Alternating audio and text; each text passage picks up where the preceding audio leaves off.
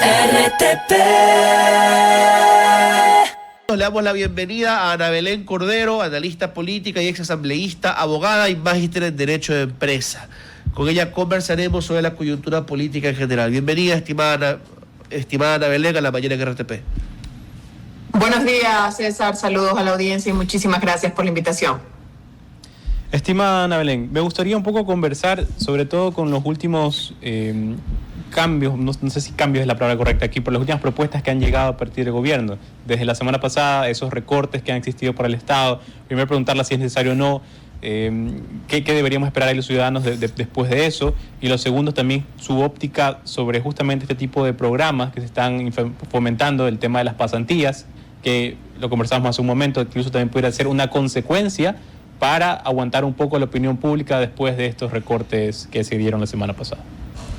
Sí, justamente los estaba escuchando a los dos su conversación antes de entrar aquí al panel. Bueno, primero que nada, entender que ya al menos lo que hemos visto de la gestión de este gobierno, que no arrancó solo en mayo, ya tiene un año y medio anterior que le antecede, digamos, en la gestión. Conocemos mucho y en eso debo concordar con César, hay muchas buenas ideas o muchos buenos esfuerzos que se hacen. Yo misma personalmente aplaudí el tema de los 5.000 digamos, no despidos, pero digamos recortes o reestructuración del Estado, llamémoslo así, porque la idea es buena en principio. En principio digo porque obviamente ese despido o esa reestructuración tiene que venir acompañado de un análisis o de una observación o de una valoración en torno a la eficiencia y del servicio al ciudadano de esos funcionarios públicos. Y, por supuesto, si es que vamos a reestructurar el tamaño del Estado y hacerlo más eficiente, no necesariamente quiere decir que lo que hace con la mano borra con el codo al abrir el programa de becas para 80.000 jóvenes, porque no es gasto corriente como sí lo son empleos, ¿no? Empleos públicos. El gasto corriente, esto no es un gasto permanente, digamos así, sino que es por un tema puntual. Ahora, también en términos de la opinión pública o de la percepción, también podría ser como que quizás no fue muy bien percibido el tema de los despidos. Ya están saliendo exfuncionarios a decir, miren, yo fui bien evaluado, yo apoyé al gobierno, en fin, yo hice campaña, lo que fuese, y igual me despidieron. Entonces, quizás es para aplacar eso. Y hay un tema medular, y eso lo debo decir con todas las letras, y lo dijo César hace un momento también, el tema de Progen. Quizás ahora no sea el escándalo tan grande, digamos así, porque está trabajándose en Fiscalía, salió un informe de Contraloría, veremos cuáles son los siguientes pasos en Fiscalía, pero cuando venga el estiaje y las épocas más duras que nos toca vivir todos los años, que es octubre y noviembre y diciembre, como lo vivimos el año pasado, probablemente veremos los estragos del caso Progen o del caso Apagones, que así lo ha denominado la Fiscalía, ¿no? Claro, también, pero cuando tú hacías la puntualización importante, ¿no?, de que el programa Jóvenes en Acción no sale el gasto corriente, mientras que los salarios que no se van a pagar son una reducción del gasto corriente. Pero al final ambas cosas terminan en el mismo problema del déficit, y el gasto que va a Jóvenes en Acción pues podría ser usado en transferencias mejor pensadas o en inversión pública de alguna forma, ¿no? Entonces, y termina siendo el problema de cómo estamos gastando, qué lógica hay. Y yo te preguntaría a ti, ¿cómo tú plantearías una mejor forma de ejecutarlo? Porque, por ejemplo, yo la que plantearía es esta. Primero, para la reducción del Estado y la fusión de ministerios, tenías que anunciar que iba a pasar meses antes. No decir qué ministerios, para evitar, digamos, malestar al interno que no trabajen bien, pero decirle al gabinete. Pero nos hemos enterado que los ministros nos informaron una hora antes de que iba a pasar esto. Y lo segundo que yo recomendaría a futuro, es que se nombre una comisión técnica que sea la que estudie y disponga a quienes salen del Estado. Entonces ya hay gente responsable y ya hay gente que puede ser cuestionada y que puede presentar pues su trabajo hecho, ¿no?, los cálculos. Entonces no sé si a usted le parece eso una buena idea o si plantearía otras cosas. Primero, respecto a lo último que mencionas, conozco que hay mucha molestia en algunos ministros o exministros, si se quiere llamar así. Bueno, todavía son ministros algunos de ellos, porque no se ha dado todavía las fusiones o las decisiones.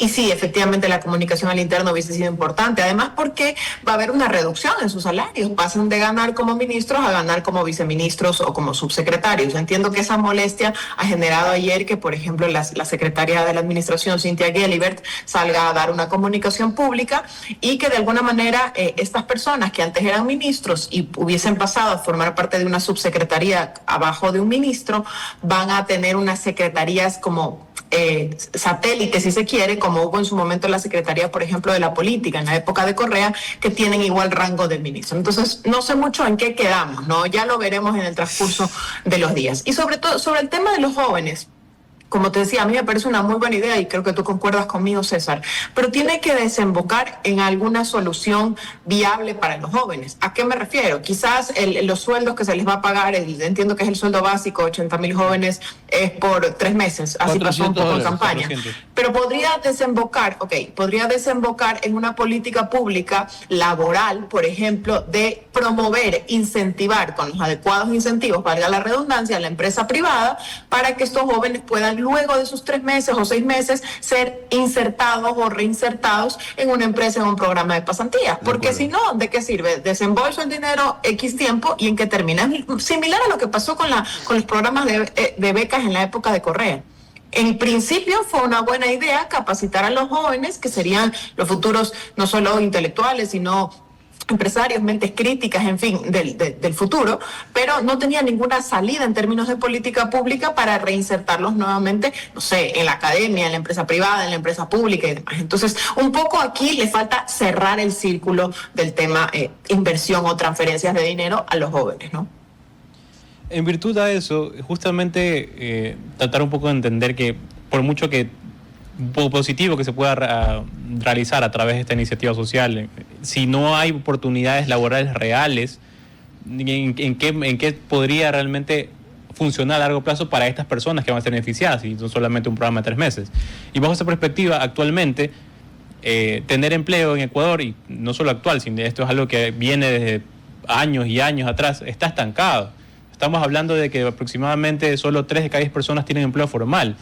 Y ahorita, por mucho que tú quieras educar o hacer programas sociales, la realidad es que los espacios para poder tener un empleo son muy pocos. Y eso quizás es el grave problema, más allá de cualquier iniciativa social que hagas, es cómo creas ese empleo.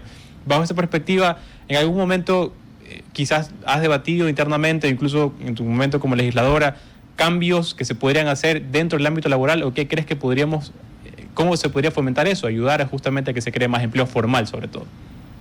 Es lo que vengo comentando desde hace varias semanas en medios de comunicación y en mis redes sociales. El gobierno, en gran medida, digo yo, tanto heredado del gobierno anterior como este gobierno, han tratado y han promovido tratados de libre comercio que de alguna manera movilizan la economía, atraen inversión y demás. Y esa es la gestión que le corresponde al Ejecutivo. Pero el Legislativo está en deuda con el tema del empleo. ¿Qué pasa? Y tú me hablabas de reformas. ¿Qué pasa con el Código Laboral obsoleto que tenemos desde hace 80 años? Donde la Asamblea Nacional, hoy con una mayoría necesaria para aprobar un nuevo código, no está promoviendo reformas al trabajo, ¿no? Ayer o anteayer en una entrevista el presidente Noboa lo escuchaba y le preguntaron sobre el tema del IES, que qué va a pasar, y él dice que la única solución que le ve es ampliar el tema laboral o que hayan más trabajadores para que puedan cotizar más a la seguridad social, pero eso digamos así, es un sueño, y sueños son, porque no se puede ampliar la masa laboral, sobre todo desde el sector privado, si no hay los adecuados incentivos. Y eso nos lleva a un tema adicional que se está tratando desde el día de hoy en la Asamblea Nacional, que es el cuarto económico urgente que acaba de enviar el presidente Noboa, llamado Ley de Fundaciones, que ya podemos conversar un poquito sobre ello, y abro las comillas, porque sí, en el tema de fundaciones trata algunos temas, yo creo que son necesarios, cumplen con normativa internacional, las fundaciones tienen que tener oficiales de cumplimientos, no se deben utilizar como fachadas para financiar paros, como pasó en el 19 o en el 22, aportan en algunos temas, no todas, pero algunas, al temas de minería ilegal y demás. Pero lo que está de fondo es la disposición general cuarta, al final del texto, donde hay unos nuevos impuestos a las utilidades al sector privado. ¿Y qué pasa con eso? Que ese sector privado que muchas veces decide reinvertir las mismas utilidades, hay empresas en el mundo que no reparten utilidades en años, sea porque reinvierten, sea porque ahorran, sea porque quieren generar nuevas líneas de negocio, nuevas plazas de empleo, o simplemente por prudencia. Hoy, de manera retroactiva, van a tener que pagar impuestos del 12 o más % a sus utilidades, tanto las no repartidas como las que van a repartir. Entonces, eso tiene un impacto directo en la calidad de los servicios que brindan el privado y en el empleo, que es el motor principal. Quien debe generar el empleo es el sector privado. De acuerdo, pero nosotros venimos persiguiendo esto de la creación de empleo a través de programas públicos y yo creo que debe ir por ahí, pero me frustra que lo hemos intentado de mil maneras y nada cuaja, ¿no? Que exenciones tributarias, sobre todo al impuesto a la renta para quienes contratan a jóvenes, que luego piden lo mismo para los viejos, que alianzas público-privadas, que zonas francas, que sedes, remisiones y exenciones tributarias, de todo se hace y no resulta lo que se espera. ¿Qué hace falta? ¿En qué han fallado tantos gobiernos? ¿Qué es lo que no se ha hecho? Porque tú mismo mencionaste ahorita exenciones, zonas francas, exoneración al impuesto a la renta, en fin, algunas medidas que se han tomado para de alguna manera promover el empleo. Y el empleo va atado a la capacidad de producción que tiene el país. Nosotros producimos, sí, no somos los pioneros en producción, a veces tenemos muchos costos en la transición de la materia prima al producto final, en fin, ese es otro debate. Pero ¿qué es lo que nos falta? Una reforma laboral. Esa reforma laboral no se ha hecho en el país. ¿Por qué tú puedes decir, o podías decir hasta hace unos años, yo diría unos 5 o 6 años, en Estados Unidos casi han alcanzado el pleno empleo? ¿Por qué? Porque la legislación es muy distinta, porque no se te encarece tanto tener un trabajador y porque puedes crear nuevas plazas de empleo porque sabes que te va a generar valor agregado. Al día de hoy, yo lo que estoy diciendo y lo que les propongo, y se lo he dicho frontalmente en público y en privado al presidente Nils Olsen, aprovechen esa mayoría legislativa y promuevan una reforma laboral que garantice sí los derechos adquiridos de los trabajadores que ya los tienen, es decir, de esos 3 únicos de cada 10 ecuatorianos que tienen un empleo formal, y promuevan nuevas modalidades de contratos laborales asincrónicos. Bueno, por horas tiene que pasar por consulta popular. Ojalá el presidente de la República aproveche su popularidad y en el mes de diciembre vuelva a introducir la pregunta para que pueda ser aprobada en cierta medida. ¿Por qué? El contrato por horas lo han satanizado muchos sectores de la izquierda radical, sobre todo diciendo que es precarización del trabajo, y para mí no existe nada más precario que no tener un trabajo.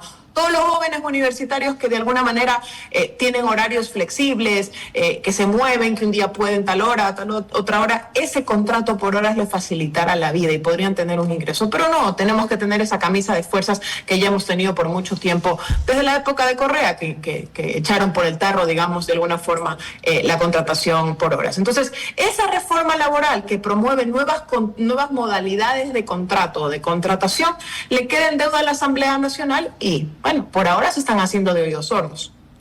Ana Belén, me gustaría muchísimo primero poder tenerte nuevamente con nosotros en otro programa justamente para debatir el tema del empleo formal, cosa que me parece muy importante, y también quizás desde el ámbito personal, desde el think tank que dirijo Humanamente tenemos justamente una propuesta que está enfocada a cambiar el código laboral y sobre todo a tener reformas muy puntuales que se necesitan para aquello. También en algún momento me encantaría también hablar contigo para poder unir fuerzas justamente para algo que creo yo que es muy importante, que es tratar de hacer que esas 7 de cada 10 ecuatorianos que hoy día de hoy no tienen empleo formal lo puedan obtener, porque a día de hoy se ha convertido en un privilegio y qué mal que no hagamos nada por romper esos privilegios que a día de hoy existen en Ecuador. Te agradecemos mucho por tu tiempo y por la entrevista el día de hoy. Que tengas un buen día. Gracias a ti y te felicito por tu iniciativa y te tomo la palabra, encantada de poder aportar y levantar la voz. Buenos días. Buenos días. RTP